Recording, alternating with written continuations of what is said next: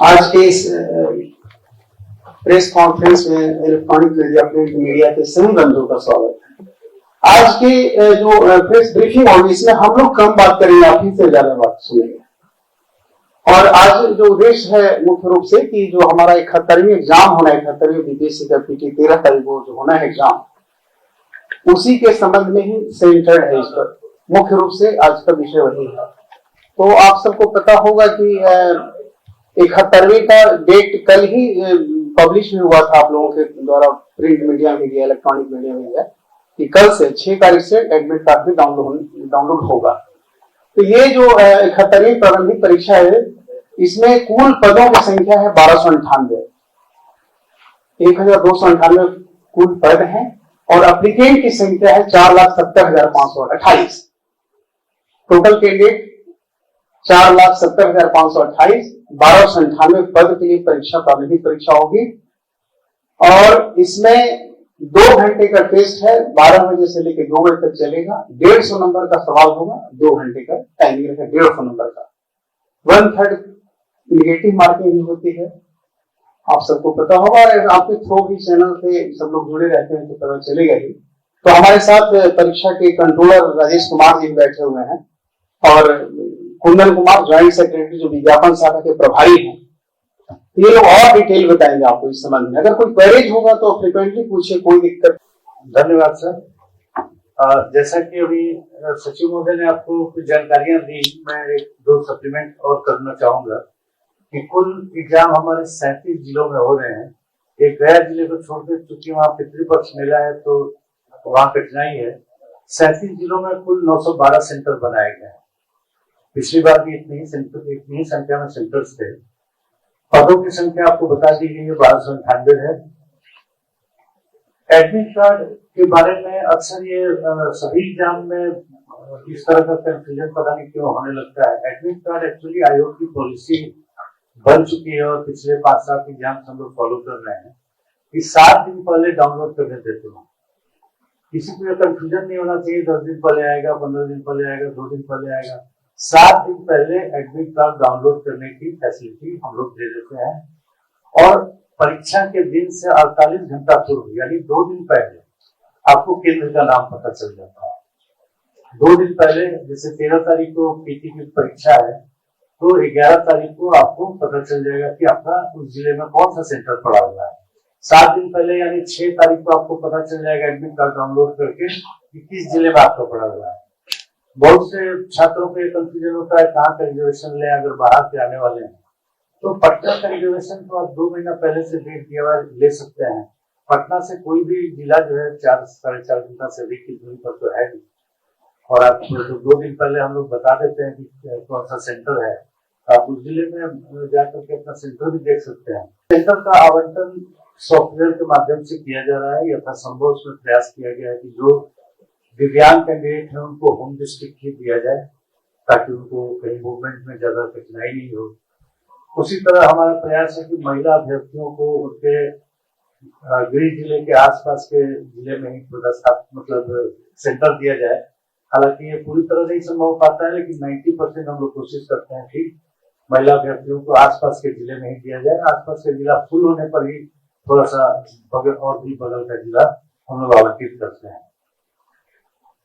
अभ्यर्थियों से एक अनुरोध होगा कि ये समस्या हर जिले में किसी न किसी सेंटर पर आ जाती है कि 11:02 पर पहुंचे तो हमें प्रवेश करने नहीं दिया गया। परीक्षा का समय 12 बजे से 2 बजे तक है।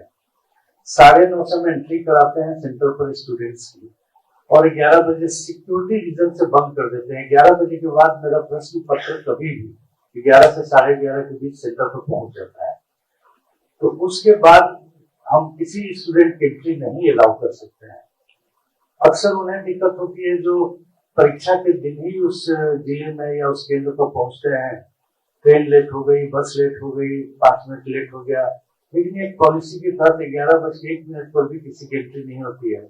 ऐसी कंप्लेन हमें बार बार सुनने में आती है। तो सभी अभ्यर्थियों और अभिभावकों से अनुरोध होगा कि आधा घंटा 1 घंटा का मार्जिन लेकर चले ताकि 11 बजे के पहले कम से कम परीक्षा केंद्र में पहुंच जाए। ये एक क्रोनिक समस्या है।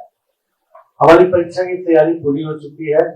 एडमिट कार्ड 6 तारीख से अपलोड कर दिया जाएगा। जो विद्यार्थी चाहे अपना डाउनलोड कर सकते हैं और जिला जान सकते हैं।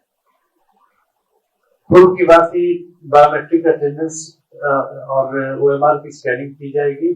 उसी तरह CCTV और जैमर्स हर एक परीक्षा केंद्र को लगे हुए रहेंगे। हमारी तैयारी पूरी हो चली है। 6 तारीख को एडमिट कार्ड हमारा समझिए कि लास्ट तैयारी है। इसके अलावा जिला प्रशासन की ये एक भ्रांति कई लोगों में देखने में आती है, किसी सेंटर में ऐसे हुआ वैसे हुआ। ये सेंटर का मैनेजमेंट जो होता है पूरी तरह से हम केवल गाइडलाइन देते हैं कि जिला प्रशासन का होता है, न कि DPSC डायरेक्ट यहाँ से किसी सेंटर को कंट्रोल करती है। जिला प्रशासन की ओर से सारी व्यवस्था की जाती है, सुरक्षा से लेके, जांच से लेके, इन्विजिलेटर से लेके, सेंटर पर अन्य व्यवस्थाएं जो है जिला प्रशासन की ओर से की जाती है। एक नया चीज हम लोगों ने माननीय उच्च न्यायालय के आदेश के आलोक में लॉन्च किया है। एक्चुअली पिछले 5-6 एग्जाम हम कर रहे हैं, लेकिन वो सब छोटे बड़े एग्जाम थे। ये हमारा सबसे बड़ा एग्जाम है। पब्लिक ग्रीवांस रेड्रेसल सिस्टम हमने लॉन्च किया है। जैसे अभी किसी को शिकायत होगी तो हमारे यहाँ मेल करता है, फिर हम भेजते हैं डिस्ट्रिक्ट मजिस्ट्रेट को या सेंट्रल सुप्रीडेंट को, जांच करके आने में टाइम लगता है। ये इसके बारे में डिटेल आपको संयुक्त सचिव हैं कुंदन कुमार, ये डिटेल अभी बताएंगे। धन्यवाद सर। अभी परीक्षा नियंत्रक महोदय ने बताया कि हमारी एकीकृत 71वीं प्रारंभिक परीक्षा जो 13 तारीख को आहूत होनी है, उसमें कई तरह के प्रिकॉशंस जो लिए जा रहे हैं पूर्व के एग्जाम की भांति, और नया सिस्टम हम लोगों ने इंट्रोड्यूस किया है। वो एक्चुअली हम लोग 70वीं के मेन से ही इंट्रोड्यूस किया। माननीय उच्च न्यायालय के अंतर्गत आप जानते हैं कि 70वीं को PT को लेकर काफी रीट फाइल किए गए थे, तो उसमें एक सुझाव के तौर पर था। तो उन चीजों को देखते हुए आयोग ने कहा कि एक रिग्रेशन सिस्टम प्रॉपर हम स्टार्ट करेंगे, और हम लोगों ने अपने साइट पे ही कैंडिडेट्स को लॉग इन करने का दिया है कि एग्जामिनेशन समाप्ति के बाद वो 24 घंटे तक कोई भी अगर सीरियस प्रकार का ग्रीवांस है तो उसे वो एफिडेविट करके साक्ष्य के साथ, जो भी साक्ष्य उनके पास उपलब्ध हो उसके साथ वो संलग्न करके देंगे। और वो जो साइट होगा उस साइट का एक्सेस कंसर्न डिस्ट्रिक्ट मजिस्ट्रेट का भी होगा, क्योंकि परीक्षार्थी कहीं न कहीं किसी जिले में परीक्षा देंगे और डिस्ट्रिक्ट मजिस्ट्रेट के यहाँ जो नॉमिनेटेड पदाधिकारी होंगे उस चीज को देखेंगे, और 72 घंटे के अंदर में जो भी सीरियस होगा, जो एफिडेविट के साथ होगा, प्रूफ के साथ होगा, उस चीज की जांच करके उसका प्रतिवेदन अविलंब आयोग को भी उपलब्ध कराएंगे और उस पर तुरंत हम लोगों के द्वारा कार्रवाई की जाएगी। तो ये मेंस की परीक्षा जो हम लोगों ने अप्रैल में आयोजित की है उस समय से स्टार्ट किया है, लेकिन उसमें परीक्षार्थियों की संख्या कम थी और इसमें हमारे 4,70,000 अभ्यर्थी रहेंगे। और अगर किन्हीं अभ्यर्थी को किसी प्रकार का जो सीरियस केस है, सुनी सुनाई बातों पर नहीं, जो साक्ष्य बेस्ड हो, उसके आधार पर एफिडेविट के साथ, अगर एफिडेविट के साथ नहीं देंगे तो ये माना जाएगा कि उनके द्वारा सिर्फ इसी तरह की बात बनाई गई है और उस पर कोई जांच नहीं होगी। इसलिए एफिडेविट के साथ अगर वो देंगे तो उस पर पूर्ण रूप से जांच की जाएगी। ये एक नया सिस्टम हम लोगों ने इंट्रोड्यूस किया है। और आप जानते हैं कि सुरक्षा की जो जिम्मेवारी होती है वो जिला प्रशासन पर है। 11 बजे हमारा जो भी परीक्षाएं आयोजित की जा रही है वो परीक्षा प्रारंभ होने के 1 घंटा पूर्व हम लोग प्रवेश बंद कर देते हैं और जैमर की व्यवस्था हमारी उसी समय स्टार्ट होती है, क्योंकि उसके पहले हम रजिस्ट्रेशन कराते हैं कैंडिडेट्स का गेट पर कि कितने कैंडिडेट्स इन हुए हैं परीक्षा केंद्र में। उसकी जानकारी पल पल की हमें प्राप्त होती रहती है। यहाँ मॉनिटरिंग सिस्टम है, कमांड एंड कंट्रोल सिस्टम के माध्यम से वो प्राप्त होती है। और साथ में बायोमेट्रिक की प्रक्रिया भी अपनाई जाएगी। कैंडिडेट्स के द्वारा जो उनका फोटोग्राफ है और उनका जो थंब इम्प्रेशन है वो लिया जाएगा परीक्षा केंद्र के अंदर परीक्षा प्रारंभ होने पर। और साथ में सीसीटीवी भी इंस्टॉल प्रत्येक कमरों में किया जाएगा, जिससे कि एक्टिविटीज उनके जो भी हो रही है वो एक साक्ष्य के रूप में हमारे पास उपलब्ध रहे। ये सुरक्षा का जो मैकेनिज्म अपनाए गए हैं पूर्व में भी अपनाए जाते रहे हैं, तो वो हमारे द्वारा अपनाया जा रहा है।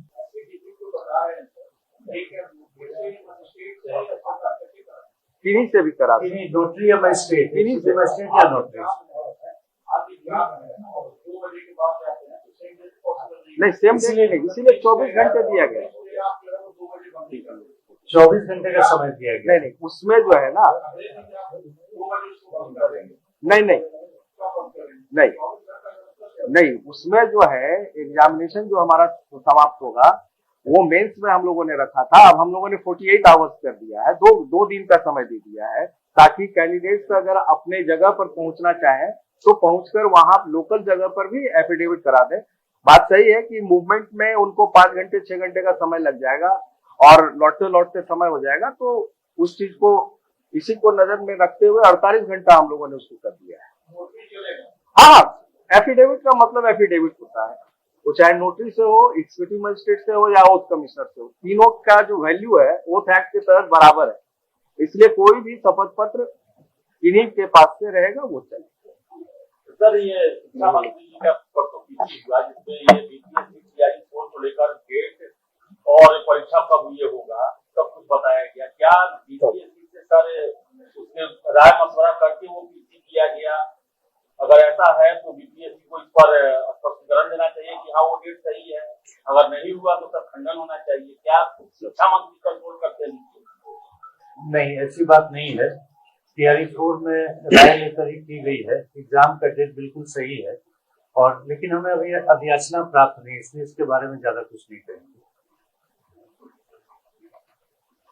अधियाचना जैसे ही प्राप्त होगी तब आयोग उस पर कार्रवाई करता है, मगर तिथि आयोग की सहमति से निर्धारित है। सर, ये मेंस का रिजल्ट कब तक आ रहा है? ये तो कैलेंडर में अपडेट किया जा चुका है, नवंबर में दे देंगे, कोशिश करेंगे फर्स्ट वीक, लेकिन सेकेंड वीक तक जा सकता है। और एक चीज मैं बता देता हूँ, हर 3 माह पर कैलेंडर अपडेट होगा, इसका डेट कब आ रहा है या इस टाइप के जो छोटे मोटे प्रश्न हैं, अगर आप उसको देखेंगे तो स्वतः आपको जवाब मिल जाएगा। अगला अपडेशन हम लोग करेंगे मिड अक्टूबर के आसपास। जो इधर हमें अधियाचना प्राप्त हुई है उसका एग्जाम कब लेंगे या जो रिजल्ट निकालें उसका इंटरव्यू या मेन कब लेंगे, सब अक्टूबर में अपडेट कर देंगे। हर 3 महीने पर कैलेंडर अब अपडेट होगा। एक चीज हम बता देते हैं, हमारा कंसर्न छात्र के साथ साथ परीक्षा की शुचिता भी है। ये आप भी जानते हैं, पूर्व के आयोग के अनुभव भी बताते हैं कि बगल के जिले में सेंटर देना, लड़कियों का गृह जिले में सेंटर देना, ये सब बहुत कष्टकारी हो गया है आयोग के लिए। तो हम लड़कियों के लिए और दिव्यांगों के लिए व्यवस्था करते हैं, जैसा अभी बताया गया कि दिव्यांग के लिए होम सेंटर और महिलाओं लड़कियों के लिए गृह जिले के बगल के जिले में यथासंभव 90% महिलाओं को गृह जिले के बगल का जिला दिया गया है। 10% ही ऐसा है, अब जैसे पटना में है, नालंदा, भोजपुर और वैशाली, अब भर जाएगा, उसके बाद भी पटना में लड़कियां बची रहेगी, तब थोड़ा बगल का और जिला से देखना पड़ेगा। लेकिन लड़कों के लिए कोई उपाय नहीं है, सॉफ्टवेयर से हम लोग कर रहे हैं। सॉफ्टवेयर में बिल्कुल रैंडम तरीके से होता है, उसमें हम लोग कोई बस ही नहीं है, मैनुअल इंटरफेरेंस हम लोग करते ही नहीं है।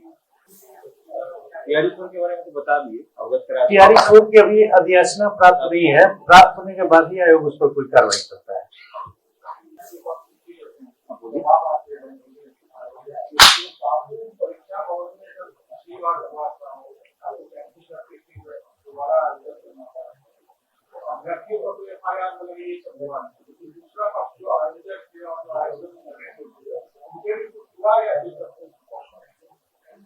आपको एक चीज मैं बताना चाहूंगा कि 13 दिसंबर को पीटी हुई थी, जिसमें ये दुर्भाग्यवश हुआ था। 5 दिन बाद 18 और 19 दिसंबर को उसी बापू परीक्षा परिसर में हमने इंजीनियरिंग का एग्जाम दिया, जो कि आप लोग को पता भी नहीं चला होगा क्योंकि बेहद शांतिपूर्ण ढंग से वो संपन्न हो गया।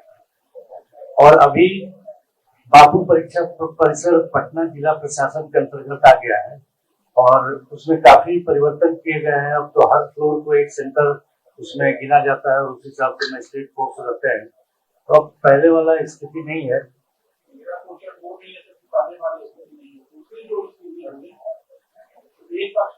नहीं, मैंने आपके प्रश्न का जवाब दिया, मैं एक्सप्लेन कर देता हूँ। जो लोग आयोजक थे उन्हें वो हट गए। अब पटना जिला प्रशासन के अंतर्गत बापू परीक्षा परिषद का एग्जाम होता है। एक आध चीज जो आप नहीं पूछ पा रहे हैं लेकिन हमें अन्य स्रोतों से पता चलता है कि भ्रामक खबरें बहुत ज्यादा आयोग के विषय में फैलाई जाती हैं। अक्सर हम लोग देखते होंगे, अब तो हमारे पास सोशल मीडिया टीम है जो ऐसे खबरों का खंडन करती है। आप लोग से भी अनुरोध है कि छात्रों को या अभ्यर्थियों को भ्रामक खबरों से विचलित होने के बदले, अभी जैसे आदेश जी ने पूछा कि मेन का रिजल्ट कब आएगा, कभी कभी मेरा अनुरोध है आदेश जी से भी और स्टूडेंट से भी कि आयोग का वेबसाइट खोलकर के देख लिया करें। हम सभी खंडन में लिखते हैं कि आयोग के आधिकारिक वेबसाइट पर जो खबर है वही सही है। सोशल मीडिया या अन्य जगह कोई अगर खबर इस तरह की, जैसे अभी हाल में एक खबर आ गई थी कि 2 पालियों में एग्जाम होगी, नवादा से ये खबर आई। हमारा ऐसा कोई प्लान ही नहीं था और न ही ऐसा कुछ था, पता नहीं कैसे खबर थी, और इसके चलते अभ्यर्थियों में बहुत तरह का कंफ्यूजन हो जाता है।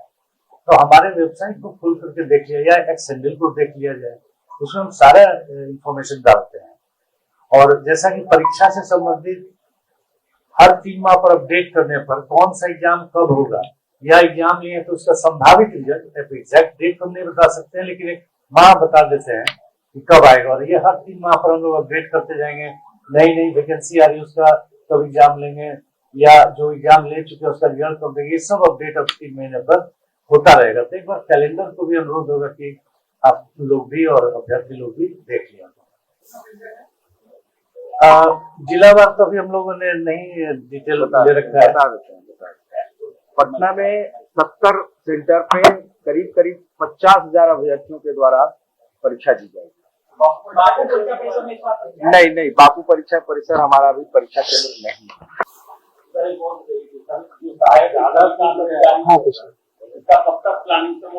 देखिए, उसके लिए आप बता रहे हैं, उसके लिए कोई एक आदमी नहीं होता। हमारे यहाँ आयोग में परीक्षा तिथि निर्धारण समिति है, 3-4 आदमी उसके मेंबर है। एक्चुअली समझ लीजिए एक बात को, मैं अच्छा ही प्रश्न आपने पूछा, वो यूपीएससी, यूपीपीएससी या बैंकिंग या बहुत सारे आयोगों का कब कौन सा एग्जाम का डेट है लेकर बैठती है, तब विचार विमर्श के बाद डेट निकलता है। जैसे आपको एक एग्जाम्पल देते हैं, दिसंबर में माह में हमारे पास कोई डेट नहीं। 2 संडे बैंकिंग रिक्रूटमेंट बोर्ड ने सुरक्षित कर लिया है, 1 संडे यूपीएससी ने कर लिया है, 1 अभी बिहार पुलिस अवर सेवा आयोग द्वारा कर लिया गया है और 1 एसएससी द्वारा। एक भी डेट नहीं है दिसंबर माह में हम लोग को एग्जाम कराने का। छोटा मोटा एग्जाम जैसे जिसमें 5-7 हजार कैंडिडेट होते हैं वो हम भले करा लें, पटना या आसपास के जिलों में कोई सेंटर मिल जाए, लेकिन कोई बड़ा एग्जाम दिसंबर माह में नहीं करा सकते। तो हमें भी डेट की दिक्कत होती है। तो आप मान के चलिए कि दिसंबर तक तो संभव नहीं है, जनवरी या उसके बाद अभी तिथि बताना संभव नहीं है, क्योंकि उसके लिए हम लोग अभी बैठे नहीं है। अभी तो फॉर्म ही भरा रहा है और इधर 2 माह इलेक्शन भी है, तो इधर तो अभी कुछ कर ही नहीं सकते। देखिए, पैटर्न जैसा कुछ होता नहीं। पैटर्न यही है कि एक प्रश्न होगा जिसके 4 ऑप्शन होंगे, सही जो सबसे सही ऑप्शन है वही आपको चुनना है। अब पैटर्न से क्या मतलब है, आसान, कठिन और मध्यम दर्जे के प्रश्न पूछे जाएंगे, ये आपको हम नहीं बता सकते हैं। पहले आप एक चीज समझ लीजिए और स्टूडेंट को भी समझना चाहिए। पिछले कुछ एग्जाम के अनुभव से भी हम लोगों ने जाना कि लोगों को यह कंफ्यूजन है कि पीटी में हम किसी को सिलेक्ट करते हैं। PT actually process of elimination है, वो प्रोसेस ऑफ सिलेक्शन नहीं है। प्रोसेस ऑफ सिलेक्शन मेरा है मेन और इंटरव्यू। ऐसा कई लोगों ने कहा पिछले बार आसान प्रश्न थे, लेकिन चाहे पत्रकार बंधु हो, चाहे स्टूडेंट अभ्यर्थी हो या कोई कोचिंग वाले हों, आसान प्रश्न थे, सबने बताया। लेकिन किसी ने मेरे इस प्रश्न का जवाब नहीं दिया कि 3,30,000 लोगों ने पिछली बार पीटी दी थी, तो 2,03,000 लोग मिनिमम क्वालिफाइंग मार्क्स क्यों नहीं ला सकते? ये प्रश्न सुनने के बाद सब बगले झाँकने लगते हैं या दूसरे प्रश्न पर आ जाते हैं। तो ऐसा नहीं है, आसान कठिन, और ये आप पहले ये समझ लीजिए, हमारा प्रोसेस ऑफ सिलेक्शन जो है वो मुख्य परीक्षा और इंटरव्यू है। 4,80,000 के बीच में हम कंपटीशन नहीं करा सकते हैं, तो हमें शॉर्टलिस्ट करना होता है। पीटी प्रोसेस ऑफ एलिमिनेशन है, सिलेक्टिव पढ़ने वाले को हम छांट देते हैं, जो पूरा सिलेबस पढ़ते हैं उन्हीं को हम कंपटीशन कराने के लिए एलिजिबल समझते हैं। ये पूछना अपने आप में सिलेक्टिव स्टूडेंट आपको शो करता है कि पैटर्न क्या होगा। गांधी जी अगर सिलेबस में दिया हुआ है तो मैं ये भी पूछ सकता हूं कि गांधी जी का जन्म कहाँ हुआ था, जो एक बच्चा भी जानता है। मैं ये भी पूछ सकता हूं कि गांधी जी का इकोनॉमिक पॉलिसी का आज की तारीख में क्या रिलेवेंस है, कुछ भी पूछ सकता हूं। अब सवाल आप पर है, आप अभ्यर्थी हैं, आपको गांधी जी का सिलेबस में तो आपको सब चीज पढ़ना है। अगर आप सिलेक्टिव पढ़ेंगे कि आसान, अब कई तरह के अजीबोगरीब बात सुनने में आई पिछले पीटी में, हम तो यूपीएससी की तैयारी कर रहे थे इसलिए इस बार पीटी में आसान प्रश्न हो गए, बीपीएससी में तो मेरा नहीं हुआ। ये कौन सी बात है भाई कि आप यूपीएससी की तैयारी करते तो आसान प्रश्न आए, तो जब मैंने आप गांधी जी पूरा पढ़ गए लेकिन उनका जन्म कहाँ हुआ था पूछ लेंगे तो आप नहीं कर पाएंगे, तो अच्छी बात नहीं है। तो मेरा ये कहना है कि हम आपको पैटर्न नहीं बताएंगे, हमको प्रोसेस ऑफ एलिमिनेशन के तहत हम किसी साल आसान पूछेंगे, किसी साल मॉडरेट और किसी साल कठिन प्रश्न पूछेंगे। ये आपको हम क्यों बताएं? हमको तो एलिमिनेट करना है, ये 4,80,000 को शॉर्टलिस्ट करना है, उसको 13,000 पर लाना है। अभी 1298 यानी 1300 सीट है, तो हमको 1300 लेना है पीटी, 13,000 लेना है पीटी में। तो हम सब बता दें कि हम आसान पूछेंगे कि कठिन पूछेंगे, तब आपका अगला सवाल होगा कि भाई प्रश्न ही बता दीजिए क्या पूछिएगा। तो ये तो हमारी क्या स्ट्रेटजी हो, आपको हम क्यों बताएं? हमको तो 4,80,000 में शॉर्टलिस्ट करके मात्र 13,000 लेना। आपको तैयार रहना सब चीज के लिए, आसान कठिन मॉडरेट। सिलेक्टिव पढ़ रहे हैं तो फिर आप वो यूनिवर्सिटी एग्जाम में गेस्ट पेपर जैसे चलता था कि 15 क्वेश्चन पढ़ लिए तो 5 गलत, ये कंपटीशन है। यहाँ ये सोचिए बिहार के हर कॉलेज के टॉपर भी अगर आ जाएंगे तो 14,000 उठ जाएगा। आप समझ लीजिए कि आप सिलेक्टिव पढ़ के कहा जाइएगा। हर कॉलेज का टॉपर, कितने कॉलेज होंगे बिहार में? 20,000 25,000 तो होंगे ही। हर कॉलेज का टॉपर अगर आ गया तो फिर आपका कोई मतलब चांस ही नहीं बचेगा। इसलिए ये पूछ रहा कि पैटर्न क्या होगा, पैटर्न बस यही है, ऑब्जेक्टिव क्वेश्चन रहेगा, निगेटिव मार्किंग रहेगा, क्वेश्चन के 4 ऑप्शन रहेंगे, बस यही पैटर्न है।